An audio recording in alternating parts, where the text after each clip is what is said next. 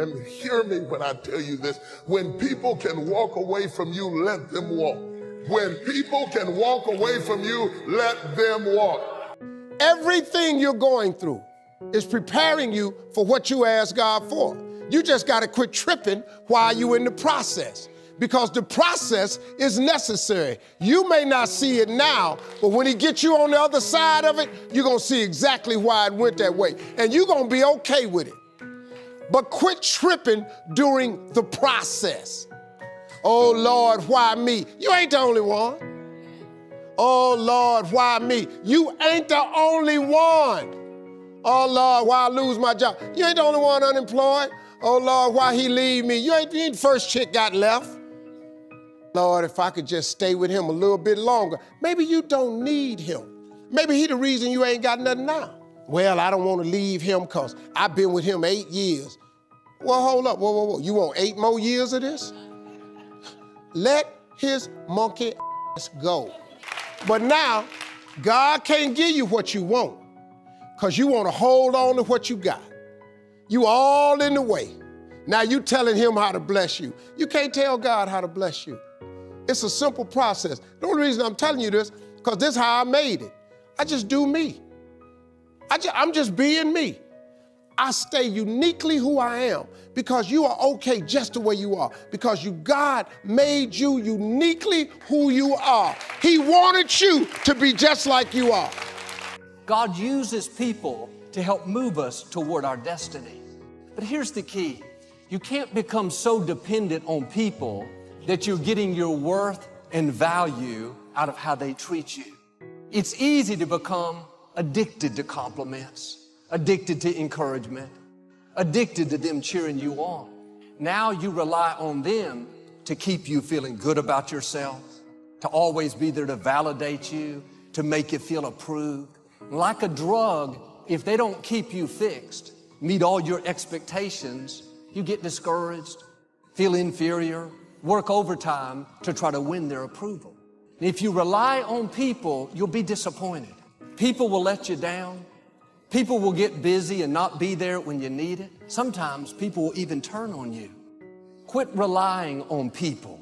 What they do or don't do doesn't determine your worth. What they give you or don't give you cannot stop your purpose. Quit waiting for people to approve you and start approving yourself. People may not encourage you. You can encourage yourself.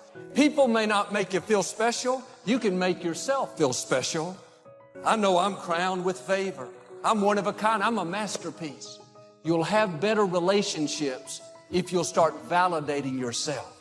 If you're always depending on somebody else, you'll become needy, a burden, waiting for other people to keep you fixed. Can I tell you, your friends, family members, they have enough problems of their own. They have enough issues that they're dealing with to not come home and have to work on you for 3 hours. That's not only hurting you, it's unfair to the people God put in your life. They're not responsible for your happiness. They're not responsible to keep you cheered up. Don't put that extra pressure on them. If you're basing that off of what people give you, then if they change their mind, if they stop doing it, you'll feel devalued. Well, Joel, my parents didn't raise me right. I didn't have a good childhood. My spouse never compliments me. My boss didn't give me the credit that I deserve. I say this respectfully. If you didn't get it, you didn't need it. They can't stop your destiny. What they say or do cannot override God's plan for your life.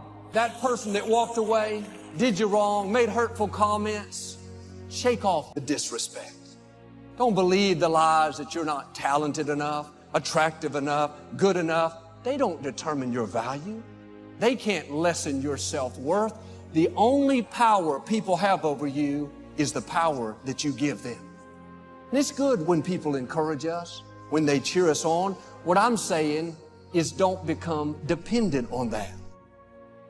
If you'll start passing these tests, not relying on people, you'll not only live more confident, more secure, but I believe and declare you're going to overcome obstacles that looked insurmountable, accomplish dreams that seemed impossible, and reach the fullness of your destiny. I can't tell you, if you don't get anything else, you have to look at your relationships and you've got to ask yourself the question, what is this relationship doing to me? And I mean in every area of your life. When the doctor looked at me and said, you have cancer. Cancer is the most feared word in 7 different languages.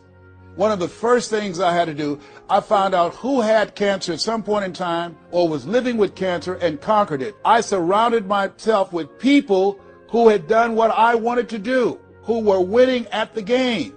See, it's very important, every area of your life. If you want to improve your health, start hanging around healthy people. They did a 30-year study and said that the reason that most people are obese, it's a mind virus. Listen to what they said. A mind virus is communicated mind to mind. That if you have a friend that's fat or you marry somebody that's obese, you have a 41% to up to 161% of becoming obese yourself. Even if they live in another state. Whoa, why?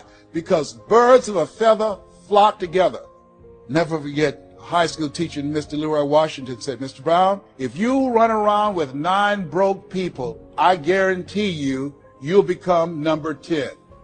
Whoa, think about that. Part of your mindset development, not only listening, not only reading, but you have got to look at your relationships, upgrade your relationships, and continue to evaluate them and make sure they're an asset to you and not a liability. My son John Leslie is a motivational speaker. He has a saying, who should you count on and who should you count out? See, there's some relationships that can start out real positive, and then sometimes we outgrow people.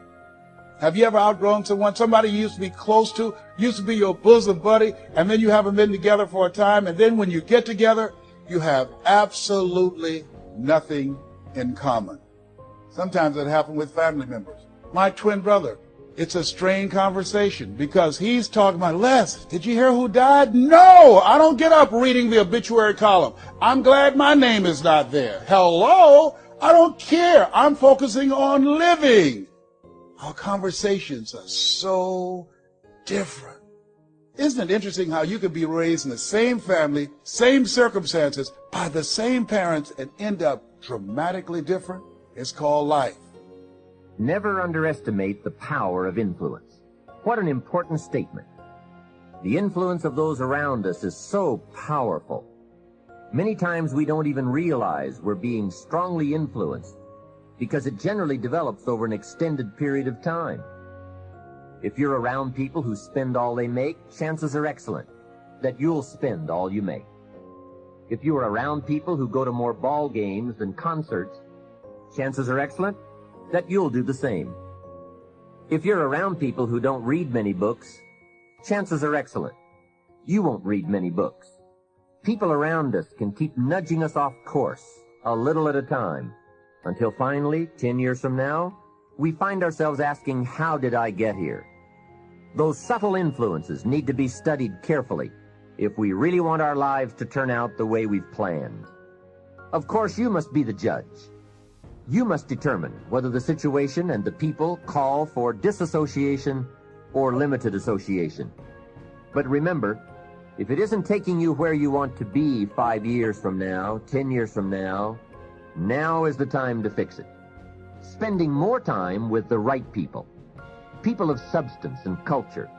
People who understand philosophy and discipline. People of accomplishment and character. Many years ago, Mr. Shelf said to me, Mr. Rohn, if you truly wish to be successful, you've got to get around the right people. Keep asking the question, who can I get around? Who could I spend some time with who would have a positive influence on my life? Don't pick up your plan, especially your financial plan, from unsuccessful people. This is called association on purpose. Getting around the right people by expanding your circle of influence. Listen to me, man. You have a great life in front of you. But your great life is in front of you. It's not behind you. What you did back there ain't got nothing to do with what God got for you. What you did back there was learn the lessons to get you to where you are at this particular moment right here.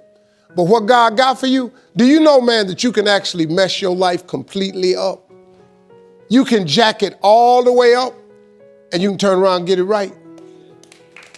Do you understand that? Do you understand that you could have had a baby out of wedlock and still be all right? Do you know that you can be divorced multiple times and still be okay? Do you understand that you cannot have a degree and still be just fine? You want to know how I know? Because I'm telling you what I know. I lost everything twice. I don't know if you've ever lost everything before, but I've been bottomed out twice. I done seen rock bottom 2 times. I've been through some walls up in here, man. I'm just trying to tell you, man, God is really with you. You ain't got to believe me. You ain't got to believe me. But keep doing it without God. Let me know how it worked for you. Matter of fact, write a book on how to make it without God. Because I want to read it. I want to read the first page. And then I want to read the last page because there ain't going to be but 2. You can jack your life all the way up. God is in the forgiving business. You can make all the mistakes you want to make or think you shouldn't make. God is in the get it together business. If you got dreams and visions, I got news for you. God is in the make your dream come true business. He did it for me. How he won't do it for you? A lot of y'all better than me. I'm just gonna flat out tell you. Most of y'all ain't done what I had to do to get to where I am today. You just ain't had to do this type of dirt. You ain't been homeless, so what you ain't got to scrap like me. Most of y'all didn't come, you're not old as me. I've overcome it all because I have a relationship with him. And you can listen to me and tell that I'm not a perfect person. I am not a perfect Christian. I have my flaws. I am a flawed human being. But guess what? You are too. You ain't got it all together. I dare you to say you do. I make a lot of money, man. But guess what? I ain't got it all together. I'm hurting. I'm hurting, man. Everybody tripping through something. Everybody, I don't care who you are, you're going through something. But if you got God, you can make it. I'm just telling you this little piece of information. I don't see most of y'all most of the time. So you're sitting here, you're kind of looking at me a little bit odd. Why Steve talking like this stuff? I'm just trying to put you on game. Because let me tell you, all y'all want to be successful and you want to be happy, but you got to get there. It's a shortcut to getting there. The shortcut to getting there is the relationship with God. If you try it without him, you're going to fail miserably. You're going to sink, man. It's going to be ugly for you. Now, this is what you got to do. Identify your gift and get busy with it. God gave all of you a gift. Identify your gift. It is the thing that you do the absolute best with the least amount of effort. That's your gift. Get busy at that. If it's drawing, if it's teaching, if it's sharing, if it's caregiving, he put that gift inside of you. He didn't hide it under a rock or put it under the mountain or put it on the mountain somewhere. He put the gift in you. And you look at me any kind of way you want to. What I'm just telling you is real. That's how you become successful. Identify your God-given gift, what he gave you at birth. If you do that, God will open up the windows of heaven and pour out a blessing that you won't have room enough to receive. I am telling you, that is a fact.